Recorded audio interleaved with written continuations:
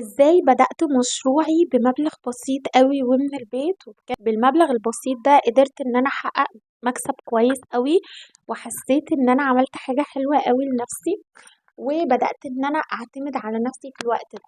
ازيكم يا بنات، عاملين ايه؟ يا رب تكونوا بخير. انا شيماء بشتغل اونلاين بقالي كذا سنة.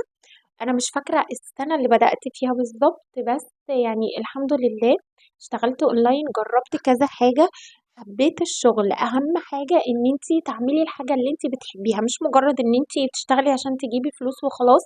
لا، لما بتكوني بتشتغلي عشان تجيبي فلوس ما بيفرقش معاكي قوي ان انتي، غير ان انتي عايزة تشتغلي في اي حاجة، اللي هو اصلا لو لقيتي شغلانة وظروفك تسمح هتنزلي ان انتي. غير كده لازم تعملي حاجة بتحبيها ما دام انتي بتشتغلي من البيت. لما تكوني بتعملي الحاجة اللي بتحبيها هتصحي لها بدري، هتصوريها، هتبقي مركزة قوي ان انتي على طول تنزلي اوردرات عشان يتحجز معاكي، وتبدأي ان انتي تسلمي الناس اوردراتهم. تمام، هقول لكم بقى انا بدأت ازاي. انا بدأت في مجال الاونلاين عامة. ازاي؟ انا كنت بشتغل في مكان، فعرفت بنات المكان اللي انا كنت شغالة فيه، كان البنات بيبقوا حاطين في المكان دي حاجات هم جايبينها كاونلاين، هم بيبيعوا من البيت، فهم اماكنهم بعيدة، فكان زي مكتب دليفري.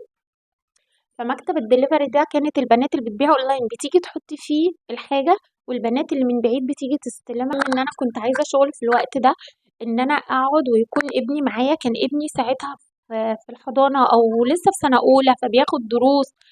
فلقيت المكان صغير وقريب، وفي نفس الوقت المرتب كان صغير، بس قلت الحمد لله حاجة تطلعني من البيت، وان انا اقدر ان انا اعمل دخلة او كده.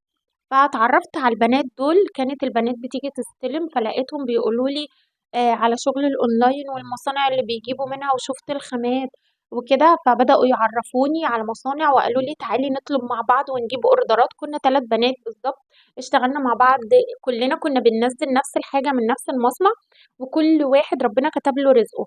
اول حاجة طبعا قعدت اقول لنفسي طب انا هجيب ناس منين تثق فيا وتطلب مني؟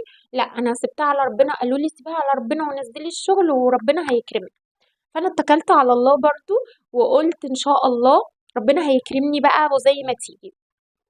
كده كده انا مش هجيب حاجه غير لما يكون مثلا يتطلب مني الحاجات دي وابتدي ان انا اجيبها. فروحت لماما قلت لها انا محتاجه فلوس ابدا بيها الشغل بتاعي. خدت من ماما ساعتها 1000 جنيه، فجيت نزلت الشغل على النت او على الفيسبوك عادي في الصفحه بتاعتي، عملت جروب، نزلت في الستوري. بقيت انزل الصور، وكل الحاجات دي كانت بتتصور على الطبيعة بصراحة من المصنع. وكانت بنوتة اللي معانا هي اللي متولية الامر، ان هي كانت البنوتة اللي هي معانا بقى دي هي اللي بتجمع مننا الاوردر. بتقول لي مثلا شوفي دي طالبة منك ايه، والالوان والمقاسات وكده، وعرفيني. كنا شغالين في شنط، وكنا شغالين في سليبرات، كوتشيات، حاجات اللي هي دي.